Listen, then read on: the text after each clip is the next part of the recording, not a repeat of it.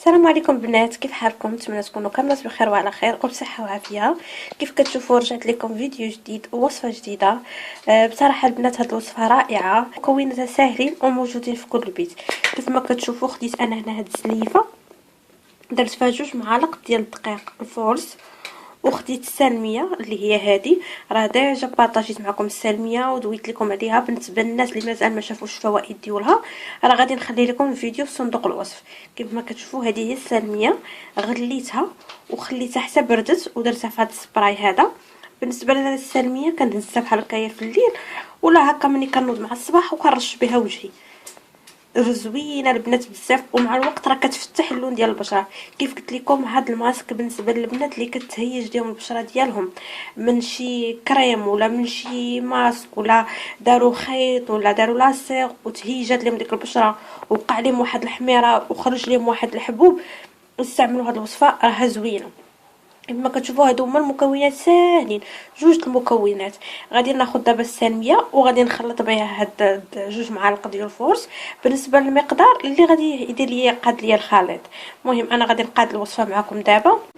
كيف ما كتشوفوا معايا البنات انا غادي نبدا دابا نخوي في السلميه، يعني المقدار اللي غيجمع ليا هاد 2 معالق ديال الطحين. نتوما البنات نديرو 2 معالق ديال السلميه ونخلط ونشوف. صدقوني البنات الا جربتوا هاد الوصفه راه غتعجبكم بزاف البنات، زوينه. كيف قلت لكم راه بحال رحمه الله على الوجه، كاع داك التهيج والحميره كتخفوا لينا.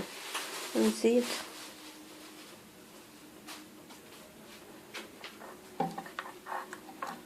المهم غادي نخلط هادشي مزيان ونرجع لكم. كيف ما كتشوفوا معايا البنات القوام كيكون على هذا الشكل هذا ديال الماسك.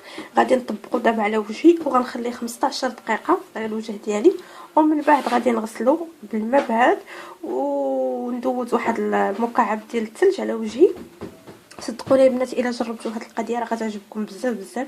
كيف قلت لكم غتحيد لكم داك التهيج ديال البشره، داك الاحمرار، دوك الحبوب اللي كيكونوا ناتجين هكا على شي كريم درناه ما وافقش لينا البشره ولا شي حساسيه، كتحيدوا لينا وفي نفس الوقت كتوحد لينا اللون ديال البشره.